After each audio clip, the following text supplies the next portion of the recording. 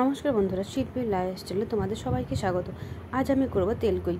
মাছটাকে প্রথমে নিয়ে ধুয়ে পরিষ্কার করে নিয়েছি। এরপর মধ্যে দিয়ে দেবো পরিমাণ লবণ, হলুদ আর দিয়ে দেবো একটু কাঁচা তেল। সর্ষে তেল দিয়ে মাছটাকে ভালো করে মেখে নেব। মেখে ততক্ষণে কড়াইতে তেল দিয়ে তেলটা গরম করে মাছগুলো একে একে ভেজে নেব।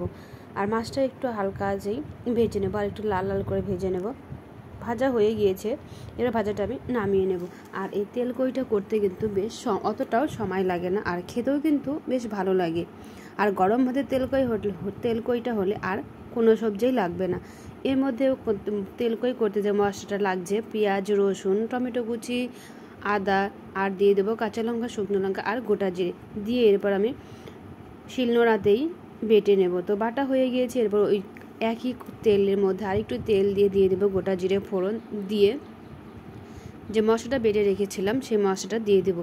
মশলাটা দিয়ে আর একটু নেড়ে চেড়ে দিয়ে দেবো পরিমাণ লবণ, হলুদ আর দিয়ে দেবো টমেটো কুচি দিয়ে ভালো করে আমি হালকা আঁচে কিন্তু কষতে থাকবো।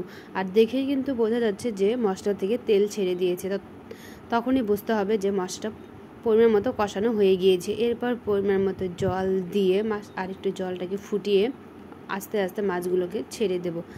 আর এই তেলকইটা কিন্তু অতটাও সময় লাগেনি। এরপর উপর দিয়ে আরেকটু দিয়ে দেবো 2-3টে চেরা কাঁচা লঙ্কা দিয়ে আরেকটু হালকা আছে ফুটিয়ে নেব। আর আমার কিন্তু তেলকইটা হয়ে গেছে। আর এরকম কার কার তেলকই খেতে ভালো লাগে অবশ্যই কিন্তু কমেন্ট করে জানাবে।